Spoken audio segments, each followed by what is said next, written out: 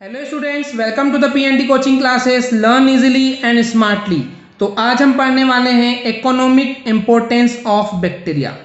यानी कि स्टूडेंट्स, जैसे कि हेडिंग से क्लियर है कि एक बैक्टीरिया का जो इकोनॉमिक इम्पोर्टेंस है वो क्या होता है। Economic in the sense in the form of in the terms of money. Okay, तो बेसिकली बैक्टीरिया का एक इकोनॉमिक इम्पोर्टेंस होता है। चलिए इसको बाय द टॉपिक समझते हैं। बहुत सारे बैक्टीरिया होते हैं स्टूडेंट्स जो कि प्रोड्यूस करते हैं कुछ सीरियस टाइप की डिसीज प्लांट्स में भी एंड एनिमल्स में भी एंड ह्यूमन बींग्स में भी। ओके, यानी कि पेड़ पौधों में, प्लांट्स में, एनिमल्स में एंड ह्यूमन बींग्स, इंसानों में भी हमको देखने मिलता है कि कुछ बीमारियां हो जाती है बहुत अलग अलग टाइप के बैक्टीरिया की वजह से। ओके, एंड ये इवन डिस्ट्रॉय भी कर सकते हैं, खराब कर सकते हैं, ख़त्म कर सकते हैं खाने की चीज़ों को, फूड स्टफ को एंड अदर वैल्यूएबल चीज़ों को जिसकी बहुत ज़्यादा वैल्यू होती है। ओके, तो इस टाइप के बैक्टीरिया को हम बोलते हैं कि एनिमीज बैक्टीरिया, यानी कि वो हमारे एनिमीज हैं क्योंकि वो हमको नुकसान पहुंचा रहे हैं। जबकि इसके अगेंस्ट यानी कि कॉन्ट्रेरी अगर हम बात करते हैं तो कुछ बैक्टीरिया बहुत ज़्यादा यूजफुल होती हैं हमारे डेली लाइफ में। ओके, तो इस टाइप के बैक्टीरिया को हम बोलते हैं कि वो हमारे फ्रेंड्स हैं क्योंकि वो हमारी हेल्प कर रहे हैं। तो बेसिकली स्टूडेंट्स, यहाँ पे जो बैक्टीरिया होते हैं वो दो टाइप के देखे गए हैं। First is a useful bacteria and second is a harmful bacteria. तो बेसिकली यहाँ पे एक चीज समझ में आ रही है स्टूडेंट्स की जो बैक्टीरियाज होते हैं वो दो टाइप के होते हैं, यूजफुल एंड द हार्मफुल। अब अगर हम बात करते हैं कि हमको पढ़ना क्या है एग्जैक्टली कि इकोनॉमिक इंपॉर्टेंस ऑफ बैक्टीरिया क्या है, तो इसके अंदर वैसे तो दोनों ही हेडिंग्स कवर होनी चाहिए, useful bacteria and the harmful bacteria. But अगर मैं इन दोनों टॉपिक को लूंगा एक साथ तो बहुत लेंथी वीडियो बन जाएगी, इसलिए आज हम सिर्फ फोकस करेंगे यूजफुल बैक्टीरिया, यानी कि ऐसे कौन से बैक्टीरियाज हैं जो यूजफुल होते हैं एंड हमारी हेल्प करते हैं। एंड अगले लेक्चर में हम देखेंगे कि कौन से ऐसे बैक्टीरिया हैं जो हमको हार्मफुल यानी कि नुकसान पहुंचाते हैं एंड वो कौन कौन से बैक्टीरिया हैं। तो चलिए स्टूडेंट्स, आज स्टार्ट करते हैं इस वीडियो के साथ यूजफुल बैक्टीरिया का एक इकोनॉमिक इंपॉर्टेंस क्या होता है समझते हैं। तो सबसे पहले जो रोल है, जो इकोनॉमिक इंपॉर्टेंस है एक बैक्टीरिया का, वो हमको देखने को मिलता है एग्रीकल्चर के फील्ड में। ओके, तो role of bacteria in the agriculture, चलिए इसके अंदर कुछ सब हेडिंग्स है, वन बाय वन इसको समझते हैं। सबसे पहला जो फील्ड है वो है नाइट्रोजन फिक्सेशन में, यानी कि किस तरीके से नाइट्रोजन को फिक्स किया जाता है इन बैक्टीरियाज के थ्रू। चलिए समझते हैं। तो बेसिकली स्टूडेंट्स, कुछ सिम्बायोटिक बैक्टीरिया जैसे कि राइजोबियम, लेग्यूमिनोसेरम, हमको ये देखने को मिलते हैं लेग्यूमिनेसी फैमिली के अंदर जो भी प्लांट्स आते हैं उन प्लांट्स के जो रूट के नोड्यूल्स होते हैं, राइजोबियम लेग्यूमिनोसेरम इस नाम का बैक्टीरिया देखने को मिलता है। अब बात आती है कि लेग्यूमिनेसी फैमिली के जो प्लांट्स है जिसके अंदर ये बैक्टीरिया होता है वो कौन कौन से हैं, जैसे कि पी हो गए, ग्राम हो गया, इस टाइप के, राइट, चने, बटाने, इस टाइप के जो भी हैं प्लांट्स, उनके रूट्स के नोड्यूल्स में हमको देखने को मिलता है राइजोबियम लेग्यूमिनोसेरम नाम का बैक्टीरिया। ओके, तो ये जो बैक्टीरिया करता क्या है स्टूडेंट्स की, जो एटमॉस्फेयर में जो फ्री नाइट्रोजन होती है, यानी कि एटमॉस्फेयर में जो नाइट्रोजन गैस होती है उसको एब्जॉर्ब करता है, उसको यानी कि कंज्यूम करता है, उसको लेता है एंड उस नाइट्रोजन गैस को कन्वर्ट करता है दूसरे नाइट्रोजनस कंपाउंड में, जैसे कि हो गया अमोनिया। ओके, जिसकी वजह से होता यह है कि नाइट्रोजनस कंपाउंड जो होते हैं इस मिट्टी की, सॉइल की जो फर्टिलिटी है उसको बढ़ा देते हैं। अब सॉइल की फर्टिलिटी को बढ़ाने का मतलब ये होता है स्टूडेंट्स कि उस मिट्टी की उपजाऊ क्षमता इतनी अधिक हो गई है, इतनी ज़्यादा हो गई कि वहाँ पे जो पेड़ पौधे हैं, प्लांट्स वगैरह हैं, वो बहुत अच्छी स्पीड से ग्रोथ कर सकते हैं। ओके, इसके अलावा कुछ बैक्टीरिया जैसे कि एजोटोबैक्टर एंड क्लोस्ट्रीडियम, ये सॉइल के अंदर इंडिपेंडेंटली रहते हैं, किसी पे डिपेंड नहीं करते एंड ये भी कुछ इस टाइप के बैक्टीरिया हैं जो कि नाइट्रोजनस कंपाउंड को क्रिएट करते हैं एटमॉस्फेयर की नाइट्रोजन से। यानी कि सिंपल सी बात है स्टूडेंट्स, कुछ बैक्टीरिया जो है नाइट्रोजन को कंज्यूम करते हैं। ये नाइट्रोजन कहाँ होती है? एटमॉस्फेयर में होती है। तो एटमॉस्फेयर की जो नाइट्रोजन होती है उसको कंज्यूम करते हैं एंड उसको कन्वर्ट कर देते हैं नाइट्रोजनस कंपाउंड में एंड इन नाइट्रोजनस कंपाउंड की वजह से सॉइल की फर्टिलिटी जो है वो बढ़ जाती है। ओके स्टूडेंट्स, सेकेंड जो है role of nitrifying bacteria in soil fertility, यानी कि कुछ नाइट्रीफाइंग बैक्टीरिया होते हैं जो कि सॉइल की फर्टिलिटी को बढ़ा देते हैं। कैसे, चलिए समझते हैं। अब स्टूडेंट्स, यहाँ पे जो है कुछ हमको ऐसे बैक्टीरिया देखने मिलते हैं जो कि dead plants and dead animals को डिकम्पोज करते हैं। ओके, उसको कंज्यूम करते हैं एंड कंजम्पशन के बाद उस अमोनिया को जो है वो कन्वर्ट कर देते हैं नाइट्राइट में। जैसे कि आप देख रहे हैं NH3 जो ये अमोनिया है, एंड कुछ टाइप के बैक्टीरिया जैसे कि नाइट्रोसोमोनास जो है ये बैक्टीरिया है जो कि अमोनिया को कन्वर्ट कर देता है नाइट्राइट में, दैट इज NO2 में। ओके, एंड बाद में इस नाइट्राइट को और भी अदर से बैक्टीरिया होते हैं, ओके, वो इस नाइट्रेट को कन्वर्ट कर देते हैं नाइट्रेट में। ओके स्टूडेंट्स, अभी कौन से बैक्टीरिया होते हैं जो कि नाइट्रेट को नाइट्रेट में कन्वर्ट करते हैं, तो वो हैं नाइट्रोबैक्टर। ओके, तो ये एक बैक्टीरिया के टाइप है। तो ये बैक्टीरिया जो है नाइट्रेट को नाइट्रेट में कन्वर्ट कर देता है, एंड जैसे ही ये नाइट्रेट मिट्टी में मिलती है, ओके, सॉइल में इन्वॉल्व होती है या सॉइल जो है इस नाइट्रेट को कंज्यूम करता है, तो इस सॉइल की फर्टिलिटी जो है यहाँ से इंक्रीज हो जाती है, यानी कि बढ़ जाती है। ओके स्टूडेंट्स, चलिए नेक्स्ट देखते हैं। सेकेंड जो इकोनॉमिक इंपॉर्टेंस है इन बैक्टीरियाज का वो हमको देखने को मिलता है बहुत ही अलग अलग इंडस्ट्रीज के फॉर्म में, यानी कि बहुत सारी इंडस्ट्रीज है जहाँ पे इन बैक्टीरियाज का जो है वो इम्पोर्टेंस है। तो कहाँ कहाँ कौन कौन सी इंडस्ट्री में देखने मिलता है, चलिए वन बाय वन देखते हैं। सबसे पहले जो इंडस्ट्री है वो है dairy industry. Okay, dairy industry यानी कि बेसिकली जहाँ दूध वगैरह के मिल्क के प्रोडक्ट मिलते हैं। ओके स्टूडेंट्स, तो बैक्टीरिया जो हैं बहुत ही इंपॉर्टेंट रोल प्ले करते हैं बहुत सारे जो डेयरी प्रोडक्ट्स होते हैं उनको प्रिपेयर करने के लिए। जैसे कि हमको कर्ड प्रिपेयर करना है, चीज़ करना है, बटर मिल्क करना है, बटर करना है, तो इन सब चीज़ों की प्रिपरेशन में बैक्टीरिया का बहुत इंपॉर्टेंस होता है। ओके, जैसे कि अगर मैं बात करूं कि लैक्टिक एसिड बैक्टीरिया होते हैं, जैसे कि उस बैक्टीरिया में आते हैं बैक्टीरियम एसिडी लैक्टिसी, एंड इसके अलावा बैक्टीरियम लैक्टिसी एसिडी, ये हमको दूध के अंदर बैक्टीरियाज देखने को मिलते हैं। तो ये बैक्टीरिया करते क्या है एग्जैक्टली स्टूडेंट्स, इस मिल्क के अंदर जो लैक्टोज शुगर प्रेजेंट है, उस मिल्क के अंदर इस लैक्टोज शुगर को कन्वर्ट कर देते हैं लैक्टिक एसिड में। ओके, जिससे कि ये जो मिल्क है वो कन्वर्ट हो जाता है कर्ड में, यानी कि दही बन जाती है। ठीक वैसे ही स्टूडेंट्स बहुत टाइप के ऐसे हमको बैक्टीरिया देखने को मिलते हैं जो कि प्रिपेयर करते हैं चीज़, बटर एंड विनेगर को। यानी कि ऐसे भी कुछ बैक्टीरिया होते हैं जिससे हम मिल्क से मतलब कर्ड बना सकते हैं। इसके अलावा चीज़, बटर, विनेगर, इस टाइप की चीज़ें हम प्रिपेयर कर सकते हैं with the help of the bacterias. Second जो इंडस्ट्री है वो है लेदर की इंडस्ट्री में। ओके, तो कुछ बैक्टीरिया बेसिकली यूज होते हैं टैनिंग ऑफ लेदर।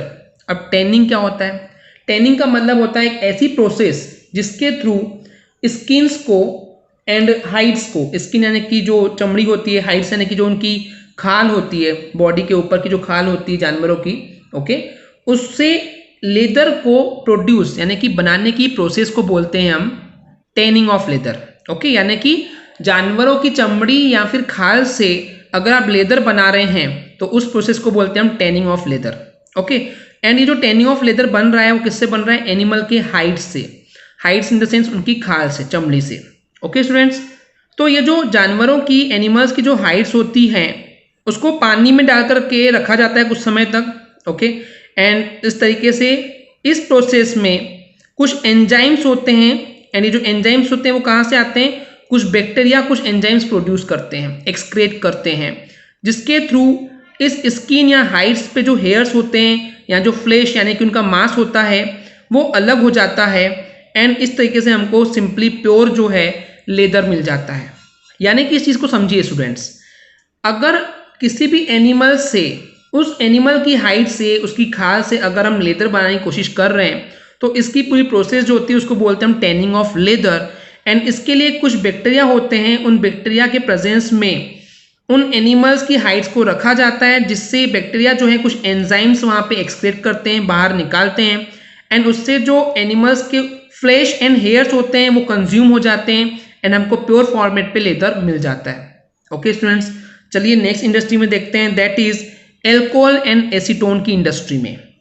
तो अगर हम कमर्शियली बात कर रहे हैं, प्रोफेशनली बात कर रहे हैं, तो ये एल्कोहल एंड एसीटोन जो हैं ये प्रिपेयर किए जाते हैं बैक्टीरियल फर्मेंटेशन के थ्रू। अब बात आती है कि ये फर्मेंटेशन क्या होता है।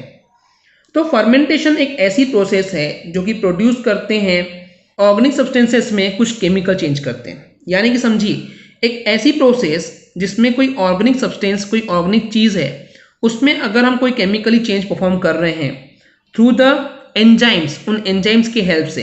एंजाइम्स कहाँ से आते हैं, वो बैक्टीरिया के थ्रू आते हैं। ओके, तो अगर किसी ऑर्गेनिक सब्सटेंस में हम कुछ केमिकल चेंज कर रहे हैं with the help of enzymes, enzyme के एक्शन से, तो उसको हम बोलते हैं फर्मेंटेशन। क्लियर है स्टूडेंट्स?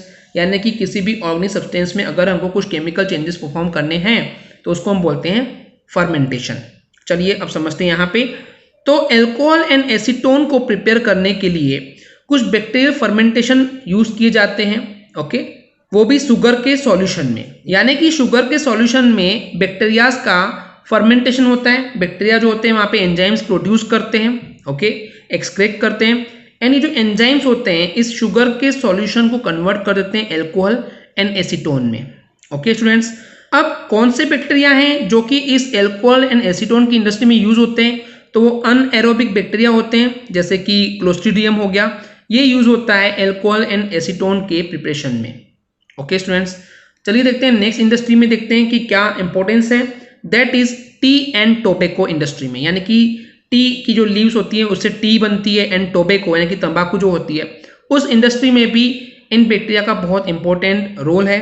ओके, तो जो बैक्टीरिया है बेसिकली वो जनरली यूज होते हैं यहाँ पे टी एंड टोबैको की जो लीव्स होती है, उनकी पत्तियां होती है, उनको क्योर करने के लिए। क्योर करने का मतलब उनको बचाने के लिए दूसरे खतरनाक बैक्टीरिया से जो कि इसको खराब कर सकते हैं। इसके लिए क्या होता है? इसके लिए फर्मेंटेशन यूज होता है, जैसे कि अभी हमने आपको बताए थे। ओके, जिससे होता ही है इस फर्मेंटेशन की प्रोसेस से उन बैक्टीरियाज की वजह से इन टी एंड टोबैको की जो लीव्स होती हैं इनकी सेंट एंड टेस्ट जो है वो बेसिकली बढ़ जाती है। यानी कि उनकी सेंट एंड टेस्ट खराब होने के बजाय और ज़्यादा अच्छी हो जाती है। ऐसे बैक्टीरियाज भी यूज किए जाते हैं इन टी एंड टोबैको इंडस्ट्रीज में। ओके, तो अगर हम बात कर रहे हैं कि टी एंड टोबैको की लीव्स का यहाँ पे फर्मेंटेशन हो रहा है, यानी कि टी एंड टोबैको की लीव्स को बेसिकली एक बैक्टीरिया के एनवायरनमेंट में रखा जाता है। एंड ये बैक्टीरिया कौन से होते हैं? That is Micrococcus, candicans and Bacillus megatherium bacteria होते हैं, जो कि इस टी एंड टोबैको इंडस्ट्री में यूज होते हैं। Okay students, I hope clear हो गया होगा। चलिए देखते हैं next industry, that is retting of plant fibres. अब पॉइंट ये आता है कि रेटिंग का मतलब क्या होता है? रेटिंग का मतलब होता है किसी चीज को सड़ाना, गलाना। ओके, सड़ाना या फिर गलाना। ओके, तो चलिए समझते हैं होता क्या है एग्जैक्टली। तो यहाँ पे बेसिकली कुछ फाइबर्स के प्लांट होते हैं जिनको रेटिंग की जाती है, सड़ाया गलाया जाता है। क्यों होता है, क्या होता है, चलिए समझते हैं। बेसिकली यहाँ पे होता क्या है, कुछ प्लांट्स होते हैं जैसे कि जूट हो गए, हेम्प हो गए, फ्लेक्स हो गए, ये जो प्लांट्स होते हैं। ओके, जूट तो आपको पता ही होगा। हेम्प यानी कि मैं बता दूं कि जो भांग होती है, गांजा होता है, एक तरह का ड्रग है। एंड फ्लेक्स जो होता है वो अलसी का बोलते हैं प्लांट होता है। ओके, तो ये इन प्लांट से जो है फाइबर्स को प्रिपेयर किया जाता है। अब जूट, हेम्प एंड फ्लेक्स से जो फाइबर ओके प्रिपेयर किया जाता है उसके लिए क्या होता है, रेटिंग मेथड को यूज किया जाता है। ओके, रेटिंग मेथड को अप्लाई करते हैं ताकि इन जूट, हेम्प एंड मैक्स से हमको फाइबर मिल सके। अब इस मेथड में होता क्या है एग्जैक्टली स्टूडेंट्स, इन प्लांट्स के जो स्टेम होते हैं, तने होते हैं, उनको पानी के अंदर ही रखा जाता है ताकि वो डिके हो जाए। डिके इन द सेंस गल जाए, सड़ जाए। ओके, अब ये सड़ेंगे या गलेंगे कैसे? उसके लिए जो बैक्टीरिया होते हैं वो इन प्लांट्स के स्टेम पे रिएक्शन करते हैं। ओके, जिससे कि क्या होता है कि इन प्लांट्स के जो स्टेम होते हैं वो डिके यानी कि खराब होना स्टार्ट हो जाते हैं। एंड इसके बाद इन स्टेम के मिडिल लेमेला यानी कि बीच वाली जो लेयर होती है, मैंने आपको बताया था कि लेमेला यानी कि लेयर होती है, तो स्टेम की जो बीच वाली लेयर होती है उस पे पेक्टिक सब्सटेंस हमको देखने को मिलता है। नाउ पेक्टिक सब्सटेंस क्या होता है, इस चीज को समझना बहुत जरूरी है स्टूडेंट्स, कि जो पेक्टिक सब्सटेंस होता है इसको हम बोलते हैं ग्रुप ऑफ पॉलीसेकेराइड। यानी कि बहुत सारे पॉलीसेकेराइड हमको वहां पे देखने को मिलते हैं। अब क्वेश्चन आता है कि पॉलीसेकेराइड क्या है। तो बेसिकली जो पॉलीसेकेराइड होता है वो बहुत सारे मोनोसेकेराइड से मिलकर के बना होता है। तो मोनोसेकेराइड क्या होते हैं, जैसे कि शुगर हो गई, ग्लूकोज हो गया, तो बहुत सारे मोनोसेकेराइड मिलकर के पॉलीसेकेराइड बनाते हैं। ओके, तो अब मैं बात कर रहा हूँ कि पेक्टिक सब्सटेंस वहाँ पे अवेलेबल होता है, यानी कि बहुत सारे हमको पॉलीसेकेराइड देखने को मिलते हैं। ओके, जिसको हम बोलते हैं पेक्टिक सब्सटेंस, हमको उस स्टेम के मिडिल लेमेला पे, बीच वाली लेयर पे देखने को मिलते हैं। ओके स्टूडेंट्स, उसके बाद जो ये पेक्टिक सब्सटेंस होते हैं इनको हाइड्रोलाइज किया जाता है वाटर की प्रेजेंस में, यानी कि बेसिकली इन पेक्टिक सब्सटेंसेस का रिएक्शन करवाई जाती है वाटर के साथ। इसका मतलब होता है कि हाइड्रोलाइज कर रहे हैं। एंड उसके बाद ये जो स्टेम है उनको बीट किया जाता है। बीट करने का मतलब है कि ठोक ठोक के उनको पतली शीट में कन्वर्ट किया जाता है। एंड इस तरीके से जो फाइबर्स होते हैं इस plants, jute, hemp and flax से सेपरेट कर दिए जाते हैं। ओके स्टूडेंट्स, तो ये तो हो गए दो useful importance of the bacteria, चलिए बात करते हैं थर्ड यूजफुल बैक्टीरिया के पॉइंट ऑफ व्यू से। तो इन बैक्टीरिया का जो इम्पोर्टेंस है हमको मेडिसिन के मैन्युफैक्चरिंग में भी देखने को मिलता है, यानी कि मेडिसिन को जहाँ पे तैयार किया जाता है, मैन्युफैक्चर किया जाता है, वहाँ पे भी हमको बैक्टीरियाज का इम्पोर्टेंस देखने को मिलता है। ओके स्टूडेंट्स, चलिए सबसे पहली बात करते हैं कि जब एंटीबायोटिक्स को मैन्युफैक्चर किया जाता है तो वहाँ पे बैक्टीरिया किस तरीके से हमको हेल्प करते हैं। सो बहुत सारे इंपॉर्टेंट एंटीबायोटिक्स होते हैं जिनको हम गेन कर पाते हैं, ऑब्टेन कर पाते हैं बैक्टीरिया से, जो कि यूज़ होते हैं बहुत सारी सीरियस डिसीज़ को, बीमारियों को ट्रीटमेंट करने के लिए ह्यूमन बींग्स में एंड द एनिमल्स में।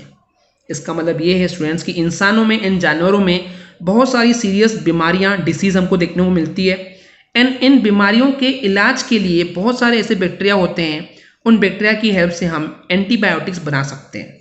ओके, तो जो इम्पोर्टेंट एंटीबायोटिक्स होते हैं जैसे कि स्ट्रेप्टोमाइसिन, टेरामाइसिन, एरिथ्रोमाइसिन, इनको जनरली हम बनाते कैसे, कुछ बैक्टीरिया की हेल्प से, जैसे कि हो गया स्ट्रेप्टोमाइसिस, क्राइसियस, एस रेमोसस, एस एरिथ्रेयस, इस टाइप के बहुत सारे बैक्टीरिया होते हैं जो कि हमको हेल्प करते हैं एंटीबायोटिक्स के फॉर्मेशन में। तो यहाँ पे बैक्टीरिया का बहुत इंपॉर्टेंस होता है। सेकेंड है, कुछ विटामिन्स को अगर हम मैन्युफैक्चर करना चाह रहे हैं तो वहाँ पे भी बैक्टीरिया बहुत हेल्प करते हैं। जैसे कि अगर हम बात करते हैं, कुछ बैक्टीरिया की स्पेसीज ऐसी होती है कि उनके कल्चर से हम बहुत सारे विटामिन्स को प्रोड्यूस कर सकते हैं। जैसे कि एग्जाम्पल के लिए बात करूँ तो क्लोस्ट्रीडियम ब्यूटीलाइकम एक ऐसा बैक्टीरिया है जिसके हेल्प से B2 vitamin, that is riboflavin, B2 vitamin को प्रोड्यूस किया जा सकता है। ओके स्टूडेंट्स, तो चलिए बात करते हैं fourth importance, that is decay and decomposition में भी इन बैक्टीरिया का बहुत ज़्यादा इंपॉर्टेंस होता है। ओके, तो जो बैक्टीरिया होता है वो बहुत इंपॉर्टेंट रोल प्ले करता है कॉम्प्लेक्स ऑर्गेनिक सब्सटेंसेस को डिकम्पोज करने के लिए, यानी कि ऐसे ऑर्गेनिक सब्सटेंस जो कि कॉम्प्लेक्स स्ट्रक्चर कंटेन करते हैं, तो कॉम्प्लेक्स ऑर्गेनिक सब्सटेंसेस को बेसिकली डिकम्पोज करने के लिए भी बैक्टीरिया बहुत इंपॉर्टेंट रोल प्ले करते हैं। ओके स्टूडेंट्स, एंड ये जो बैक्टीरिया होते हैं वो मैन्योर एंड ह्यूमस को प्रिपेयर करते हैं। बात आती है कि मैन्योर एंड ह्यूमस क्या है, तो मैन्योर जो है एक तरह की खाद होती है जो कि हम प्लांट्स की ग्रोथ के लिए एंड सॉइल की फर्टिलिटी को बढ़ाने के लिए सॉइल में डालते हैं। ओके, तो मैन्योर को प्रिपेयर कैसे करते हैं, जो कि एनिमल्स के वेस्ट मैटर है, ओके, जो एक्सक्रेशन होते हैं, इन एक्सक्रेशन से बैक्टीरिया जो है वो मैन्योर में कन्वर्ट कर देते हैं उसको। ओके, एंड ह्यूमस क्या होता है, ह्यूमस कैसे बनता है एग्जैक्टली कि जो डेड लीव्स होते हैं, डेड प्लांट्स होते हैं, डेड एनिमल्स होते हैं, उन सब्सटेंसेस से उसको डिकम्पोज करते हैं कुछ बैक्टीरिया एंड उसको कन्वर्ट करते हैं किसमें, ह्यूमस में। तो ये ह्यूमस भी खाद ही है एक तरह की, एंड इससे सॉइल की फर्टिलिटी बढ़ जाती है। ओके स्टूडेंट्स, वही लिखा हुआ है यहाँ पे कि बैक्टीरिया जो है वो मैन्योर एंड ह्यूमस को प्रिपेयर करते हैं। ओके, चाहे वो वेस्ट को डिके करने के लिए हो या फिर सेवेज, यानी कि dead leaves and dead plants and dead bodies के थ्रू ये जो बैक्टीरिया होते हैं उससे ये बैक्टीरिया जो हैं सॉइल की फर्टिलिटी को बढ़ा देते हैं। ओके, यानी जो फर्टिलिटी बढ़ाने की बात हो रही है वो एज ए स्केवेंजर्स के जैसे काम करते हैं, यानी जो बैक्टीरिया हैं वो एज ए स्केवेंजर्स काम करते हैं। ओके, स्केवेंजर्स यानी क्या होता है एग्जैक्टली, ऐसे एनिमल्स जो कि कंज्यूम करते हैं फूड को फ्रॉम द डेड ऑर्गेनिज्म, यानी कि जो मरी हुई चीज़ें हैं, डेड ऑर्गेनिजम्स हैं, उनके बॉडी से बेसिकली फूड को कंज्यूम करते हैं, एज अ स्केवेंजर कहलाते हैं। ओके स्टूडेंट्स, इतना क्लियर है। चलिए लास्ट इंपॉर्टेंस देखते हैं, that is importance of bacteria in the digestive activities of animals and the human beings, यानी कि जानवरों में बात कर रहे हैं या फिर इंसानों में बात कर रहे हैं, तो जो ये एनिमल्स एंड ह्यूमन बींग्स होते हैं इनमें जो डाइजेस्टिव एक्टिविटीज होती है, जो फूड को डाइजेस्ट होते हैं ना, यानी खाना खाते हैं तो वो पचता है, तो खाना पचाने के लिए भी बैक्टीरिया का बहुत ज़्यादा इंपॉर्टेंस होता है। ओके स्टूडेंट्स, कैसे, तो बहुत सारे बैक्टीरिया हैं जो कि इस एक्टिविटी में बहुत इंपॉर्टेंट रोल प्ले करते हैं। जैसे कि अगर मैं बात करूं, कुछ बैक्टीरिया होते हैं जो कि इन सेल्यूलोज को डाइजेस्ट करते हैं। ओके, एंड ये जो सेल्यूलोज होता है वो कहाँ तक नहीं मिलता है, हर्बीवोरस एनिमल्स में। हर्बीवोरस एनिमल्स मतलब कि जो ग्रीन प्लांट्स, घास वगैरह खाते हैं। ओके, तो हर्बीवोरस एनिमल्स जो होते हैं, जो ये घास वगैरह खाते हैं, मतलब कि उनकी बॉडी के अंदर सेल्यूलोज जाता है, तो सेल्यूलोज को डिकम्पोज करना, डाइजेस्ट करना, यानी कि उसको पचाने का काम भी बैक्टीरिया करते हैं। ओके, अब वही बोला गया कि हर्बीवोरस एनिमल कैसे होते हैं, जैसे कि ग्रास ईटिंग एनिमल्स हो गए, काऊ, बफेलो, हॉर्सेस, ये सब हो गए। ओके, क्योंकि अगर ये ग्रास वगैरह खा रहे हैं मतलब कि उनकी बॉडी के अंदर उनकी बॉडी के अंदर सेल्यूलोज जा रहा है, तो ये डिकम्पोज होना बहुत जरूरी होता है। एंड ये जो है स्टमक में जाके स्टोर हो जाते हैं एंड वहाँ पे कुछ बैक्टीरियाज होते हैं जो कि इस फूड में अवेलेबल सेल्यूलोज को डाइजेस्ट करते हैं। ओके स्टूडेंट्स, सेम इसी तरीके से अगर हम बात करते हैं ह्यूमन बींग्स के पॉइंट ऑफ व्यू से, यानी कि इंसानों के अंदर जो इंटेस्टाइन होती है, इंटेस्टाइन में यानी जब खाना गया स्टमक में गया देन इंटेस्टाइन में गया, तो इंटेस्टाइन में क्या होता है, डाइजेशन सिस्टम स्टार्ट हो जाता है। तो वहाँ पे क्या है, इंटेस्टाइन में जब ये डाइजेस्टिव प्रोसेस स्टार्ट होती है तो वहाँ पे एक बैक्टीरिया होता है जो कि फूड को बेसिकली डाइजेस्ट करता है, जैसे कि कौन सा बैक्टीरिया हो गया, ई कोली। ओके स्टूडेंट्स, जो कोली बैक्टीरिया होता है वो हमारे बॉडी के अंदर जो हम फूड कंज्यूम करते हैं उसको डाइजेस्ट करता है। ओके स्टूडेंट्स, आई होप आपको ये क्लियर हो गया होगा। अगर आपको हमारी वीडियो से कुछ भी सीखने मिला या नॉलेज मिला तो प्लीज़ हमारे चैनल को सब्सक्राइब कीजिए एंड वीडियो को लाइक ज़रूर करें। आज के लिए इतना ही, थैंक यू।